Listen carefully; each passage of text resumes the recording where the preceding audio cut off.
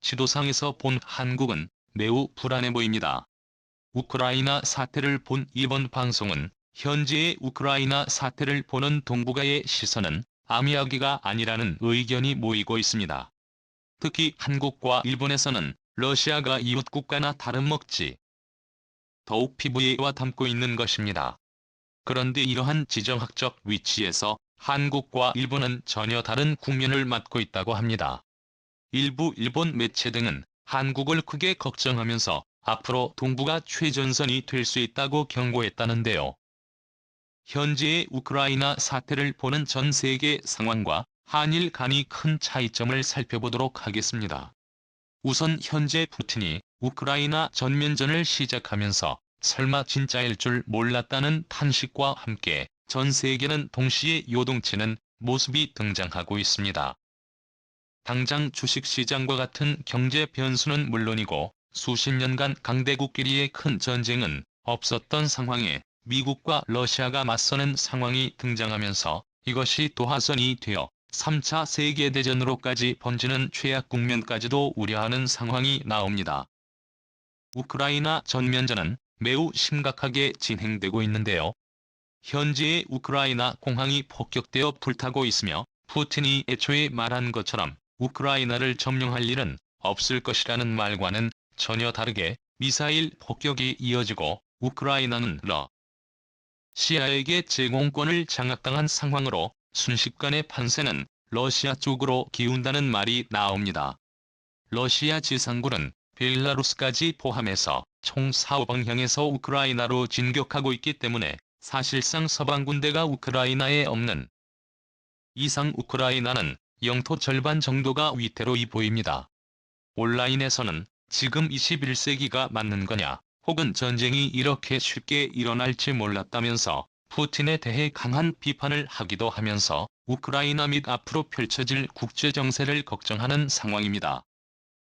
특히 한국에 있어서는 이 문제가 다른 나라에 비해 매우 실질적으로 다가오는 상황에 있는 것입니다. 러시아가 우크라이나 침공한 이유와는 다릅니다만 한국은 불과 10여 년 전에 연평도 포격을 맞았으며 당시에 한국은 다시 한번 대한민국이 이 전쟁 위험국이라는 각성을 크게 했던 바 있었던 것이죠. 물론 그때는 북한이 수백 발의 포탄으로 끝났고 1, 2차 도발을 1시간 내에 끝나는 수준이었습니다.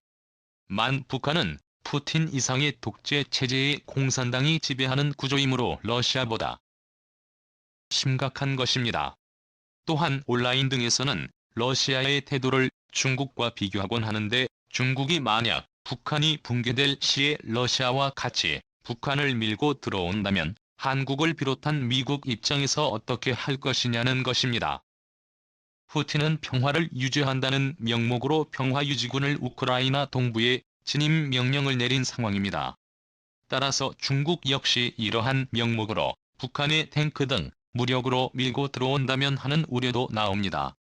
게다가 일각에서는 유럽과 미국의 태도에 대해 강력하게 비판하는 세력도 보이고 있는데요. 미국과 유럽은 당장 러시아의 주요 기업과 인사 등 소수파에 대한 자산 동결을 일제히 한 상황인데 과연 이것이 도움이 되냐는 의견이 쇄도하면서 미국이 못 시켜준다는 의견이 나오고 있는 것입니다. 그러다 보니 한국의 입장에서는 러시아가 우크라이나를 공격한 뒤 바로 벌어질 일을 우려하고 있습니다. 중국이 대만에 대해서 러시아와 똑같은 행동을 생각보다 빠르게 저지를 수도 있다는 의견인 것입니다. 일단 중국은 당장 러시아의 우크라이나 에 대해서 반대하는 입장을 유엔에서 전개하고는 있습니다. 장준 유엔 대사는 우크라이나 영토 주권을 인정하라며 러시아의 침공에 반대하는 목소리를 낸 상황이죠. 중국은 당장 우크라이나에서 식량 수입을 비롯해 군사 교류도 매우 활발한 나라인데다가 유럽의 1대1로를 확장하는 주요 포인트로도 우크라이나를 삼고 있기에 이런 주장을 하는 것입니다. 그러나 일각에서는 중국이 대만을 지금 치지 않으면 기회는 오지 않는다는 의견도 나오고 있는 것입니다. 미국과 유럽 모두가 우크라이나에 집중할 때 중국이 대만을 속전속결로 공격하면 방법이 없다는 것입니다. 상황이 이렇게 되자 동북아에 속한 일본에서는 즉시 미국 편에서 신속하게 움직이기 시작하는데요. 일본 외무성은 미국과 같이 러시아에 대해 제재에 착수하면서 러시아를 규탄하는 모습입니다. 그런데 일본 언론에서는 이러한 위기 상황에 같은 위치의 동북아 한국에 대해서 비판적인 자세를 보이고 있습니다. 미일 매체는 미국을 중심으로 한 유럽과 일본은 한뜻으로 러시아를 제재하고 규탄하고 있는 상황인데 한국은 러시아의 눈치만 보고 있다면서 아무것도 안 하고 있다는 취지의 보도를 한 것입니다. 그러면서도 한국은 현재 매우 불안한 상황이고 북한과 중국의 도발을 당할 수 있다고 경고합니다. 일본은 앞서 논의된 연평도 포격이 일어났을 때에도 한국군이 의외로 약하다라면서 비판을 가했고 마치 한국도 동시에 북한을 쳐야 하지 않냐며 전쟁이 일어나길 바라는 제스처를 취한 바 있습니다. 실제 한국 전쟁은 일본이 가장 바라는 것 중에 하나이므로 내심 이번 러시아 사태가 일어나는 동시에 북한이 한국에 도발을 하거나 연평도와 같이 국제전 수준의 뭔가가 일어나길 바라고 있을 수 있습니다. 그런데 이러한 상황에 한국의 현재 포지션을 드러내는 지도 한 장이 주목을 받고 있습니다. 바로 한국의 지정학적 위치를 나타내주는 지도로 한국은 동북아에서 외롭게 파란색으로 표시되었습니다. 다름 아니라 붉은색은 사회주의 혹은 공산주의를 나타내는 진영으로 한국과는 구분되어 있고 동북아에서 매우 작은 면적에 한국이 푸른색으로 처해져 있음을 나타내는 지도라는 것입니다. 일본은 이러한 상황에 따라 한국은 중국 혹은 북한에 의해 한국의 침공 가능성을 논하고 있는 모습인 것입니다. 일본에서는 위험한 것은 한국 혹은 동북아의 최전선이라고 한국을 표현합니다. 따라서 러시아가 움직임에 따라 중국과 북한이 뜻밖의 한국을 공격할 수 있다는 것입니다. 또한 중국은 유엔에서 우크라이나 영토를 보존해야 한다고 주장은 하고 입니다만 중국 외교부는 외교부 대변인을 통해서 러시아가 침공한 것은 아니다라고 정반대의 말을 한 것입니다. 따라서 중국도 러시아를 보면서 탄력을 받아서 대만을 침공 준비하는 게 아니냐는 해석도 나오는 것이죠. 하지만 이 지도는 한국의 지정학적으로 매우 불리한 위치로 해석될 수 있지만 정반대로도 볼 수 있는 것입니다. 우선 한국은 한미 간의 60년간의 동맹이기 때문에 우크라이나와는 근본적으로 다르다는 것을 보여줍니다. 가장 중요한 이유로 한국은 미군이 주둔 중이기에 한국에 대한 공격은 미국에 대한 공격이기도 하죠. 게다가 한국은 미국의 요구와 더불어 자체적으로 매화력을 놀라울 정도로 무장하고 있는 상황입니다.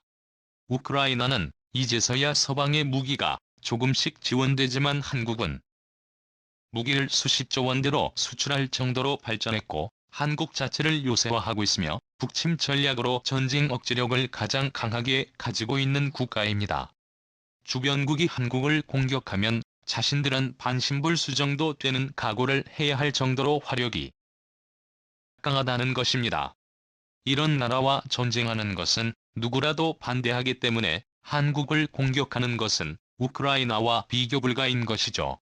또한 부차적으로 미국과 가장 큰 교역 국가 중 하나로 한국은 미국의 국익과 직결되어 있습니다. 미국이 수출입을 많이 하는 타파 임무에 한국은 항상 자리하고 있는 데다가 최근 첨단 사업 등 관계는 미국에 있어 한국이 침공당한다는 것은 미국이 가장 꺼려하는 국익을 침해당하는 것과 마찬가지입니다. 따라서 미국은 동북아에서는 절대 도발이 일어나서는 안 된다고 눈에 불을 켜고 있습니다. 미 국무부 대변인은 러시아 사태 직후에 아시아 지역에 F-35를 추가 파견하는 모습을 보이면서 아시아 태평양 지역을 주시하고 있다라며 중국과 북한의 도발 징후를 관찰하고 있습니다. 또한 일본에서 지적한 가장 가능성이 높다는 중국이 곧바로 대만을 침공하는 것도 매우 어렵습니다. 미국도 우크라이나와 대만을 보는 시각은 무게 자체가 다르다는 게 외교가의 지배적인 의견인데요.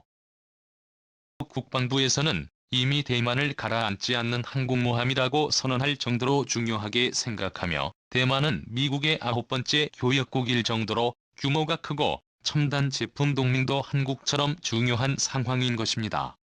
또한 결정적으로 중국이 대만을 공격하고 이것을 미국이 그냥 방치했을 때 그 다음이 문제가 되는데 대만이 중국에 점령하는 과정에서 중국은 엄청난 인명피해와 경제적 타격을 받는 것은 물론이거니와 한국은 곧바로 핵무장을 하게 되므로 이것은 중국은 물론 북한이 가장 꺼려하게 되는 시나리오라는 것입니다.